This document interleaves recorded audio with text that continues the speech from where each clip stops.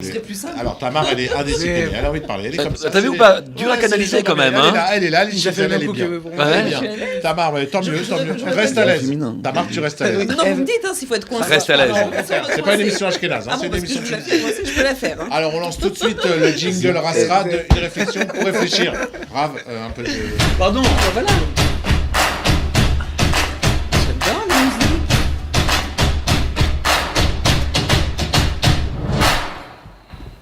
Bonjour à toutes et à tous. Bienvenue dans cette nouvelle émission. J'espère qu'elle vous apportera encore beaucoup d'enseignements et de bonne humeur. Une notion développée par les sages, on dit que Shem Shepartoufé Em Shonot, car Darte Em Shonot. De la même manière que les visages sont différents, les esprits sont différents. Ça veut dire que chacun a un visage différent. Il n'existe pas deux vrais jumeaux dans le monde, puisqu'au moins les empreintes digitales seront différentes. Et pourquoi la nature? Pourquoi Hachem a fait dans la nature qu'on ait tous des visages différents? Ils disent les Chachamim, c'est pour nous faire comprendre que nous avons des esprits différents. Alors, est-ce qu'on avait vraiment besoin d'un panneau de signalisation tellement fort qui s'appelle le visage pour comprendre que l'autre en face de moi n'est pas moi, ne pense pas comme moi, n'est pas forcément d'accord avec moi et ne va pas forcément dans mon sens à moi, que ne m'appartient pas? Est-ce que j'avais besoin de tout ça? Eh bien, ça va être un bon sujet de réflexion. À bientôt. J'adore ces petits tambours là dans le jingle, j'adore. Très sympa. Bravo Shimshon pour cette, jingle très ce sympa. petit jingle Parasra. On peut dire il est Parasra? Il est Parasra. Alors une petite réflexion, on va commencer. Question très simple. Question très simple. En fait, si j'ai bien compris les questions du Rav Ben Chetrit, c'est que pourquoi on n'est pas tous pareils en réalité? Pourquoi on n'a pas tous la même tête et la même chose? Ouais. Je pense que si tout le monde déjà se ressemblait physiquement, Il y aurait moins de beaux gosses. il y aurait moins de beaux gosses, Ouais. plus de concurrence. si on décide de tous les faire très beaux. Et pareil, non, je vais me buzzer. Ok, non, je pense que le fait d'être différent, ça nous permet de nous reconnaître les uns des autres.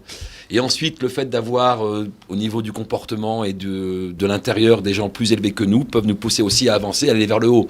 Si demain on choisit un statut basique comme ça, bon, il n'y a peut-être pas de remise en cause. Là, le fait d'avoir des gens comme ça différents, moi je pense que ça t'oblige à te pousser et d'atteindre une qualité au-dessus en essayant de ressembler à l'autre. Donc, merci. voilà. Nathan, un petit mot Un petit mot. Alors j'avais déjà vu l'enseignement du Rav Ben Chetrit. Je crois que c'est le Rav Mendel de Kos qui dit justement, en fait c'est une acceptation. C'est de dire, tu acceptes qu'une personne, elle te C'est ressemble. pas le Rav Mendel de Kos qui a dit ça.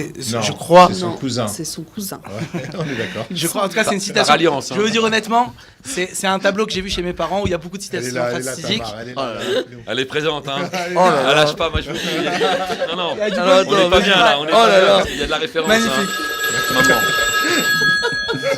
Oui, excusez-nous, monsieur le producteur. Oui, ça, on n'a pas vu. Oui, bon, on arrête l'émission. Je vais essayer de tenir Tamar, je vous promets. Merci beaucoup. Voilà. Alors donc ça doit être le cousin, mais je pense que c'est Rav Mendel de Kos qui dit, je suis pas sûr de la citation, mais en tout cas la citation elle est claire, c'est tu acceptes comme le Rav Ben Chetrit dit, tu acceptes qu'une personne ne te ressemble pas physiquement, accepte que ses idées aussi sont différentes. Ça veut dire quoi? Ça veut dire que c'est une acceptation. C'est-à-dire que tu dois accepter l'autre comme il est. D'accord. Tu ne dois pas seulement vouloir faire accepter ton idée quoi qu'il arrive.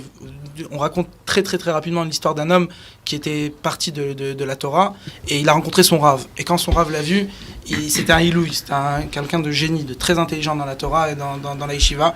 Et il était en train de fumer une cigarette pendant Shabbat, il voit son Rav, il jette la cigarette, il voit le Rav, il l'embrasse très fort, il lui dit... Et il est gêné, et le Rav lui donne beaucoup d'amour, beaucoup d'affection, et il le regarde, il lui dit Rav, est-ce que je peux vous poser une question? Et il dit bien sûr, je t'écoute. Et il dit voilà, et il pose une question d'Alacha, mamash, quelque chose de très compliqué, il surveille terre, je sais pas, quelque chose de quelque chose de très compliqué, mamash compliqué. Le Rav il réfléchit. Et à la fin, il dit, écoute, moi, j'ai pas de réponse pour toi. Il pose une deuxième question, je peux vous poser une deuxième question? Il dit, vas-y, je pose une deuxième question. Il pose la deuxième question, et quand il pose la deuxième question, cette fois, c'est une question d'Ashkafa. Il rentre dans un Inyan d'Ashkafa, pourquoi, comment, hein? Il réfléchit, il dit, j'ai pas de réponse pour toi. Ashkafa, vision de la vie. Vision de la vie. Voilà. Merci. Et troisième chose, et il vient encore, il dit, je peux vous poser encore une troisième question, et je m'arrête, il fait, vas-y. Il pose une troisième question, et là, il pose une question, ni d'Ashkafa, ni d'Alakha, une question vraiment encore plus globale, encore plus spéciale dans le Zohar, etc.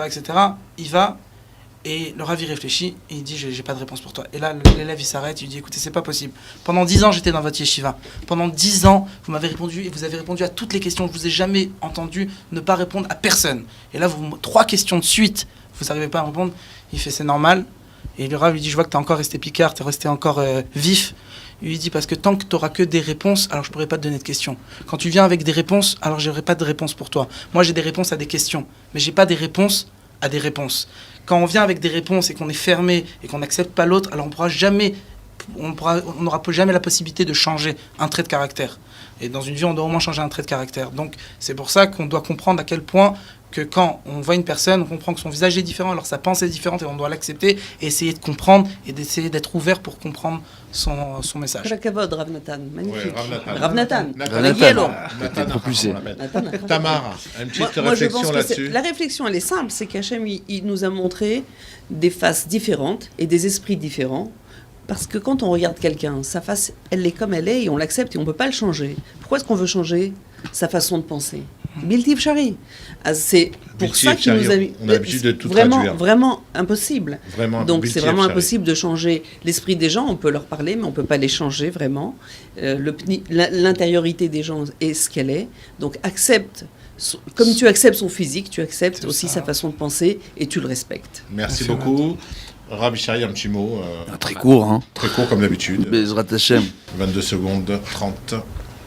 Bon, alors, on voit Baruch Hashem que tout simplement l'enseignement auquel fait référence le Rav Ben Chetrit, tout simplement, c'est que de la même façon que on parle ici des visages en particulier. Pourquoi ? Parce que le visage, c'est l'expression de l'âme et du caractère d'une personne. On a tous des faciès, d'accord ?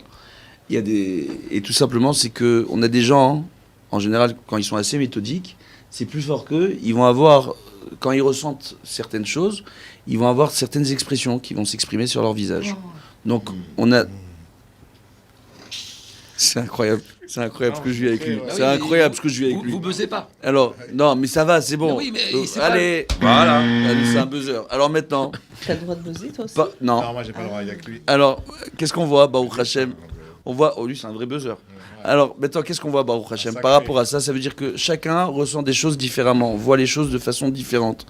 Et qu'on doit faire un effort, comme tu l'as très bien expliqué, pour être à l'écoute du sentiment de l'autre. Sympa. D'accord ? On voit très souvent... en matière de, on va dire, de différents, quand il y a des différends entre les gens, lorsqu'ils écoutent les reproches que l'autre personne, l'autre partie leur fait, que ce soit en Shlom Bayit ou tout autre, en réalité, ils prennent le reproche tel qu'il est, mais ils ne sont pas à l'écoute de ce que l'autre ressent. Ils n'arrivent pas à se mettre à la place de l'autre pour savoir ce qu'il ressent. Premièrement, on voit quoi ? Que Akadosh Baruch Hu, il a donné la richesse à l'humanité à travers la pluralité. Donc ça veut dire que la différence de l'autre, c'est une richesse pour moi. On doit chacun apprendre les uns des autres. Comme David Ameller l'enseigne, on doit apprendre de chaque personne que l'on croise dans la vie. Akadosh Baruch Hu, avant de créer l'homme, il a pris conseil auprès des anges pour nous enseigner qu'on peut même apprendre de plus petit que soi. Donc on est tous là dans l'obligation de s'écouter les uns des autres, d'être à l'écoute les uns des autres, et d'apprendre les uns des autres, et de faire en sorte, grâce à cela, à cette unité qui se crée, et d'être à l'écoute des sentiments des autres, de créer un sentiment de bien-être auprès de chacun et de donner son importance à chaque être vivant sur Terre. Bezrat Hashem. Et c'est là, en réalité, le secret de cet enseignement. Voilà. Wow. Terminé. J'y crois pas. Il t'a réveillé. Non, c'est pour ça, j'y crois pas. C'est incroyable. Il a fait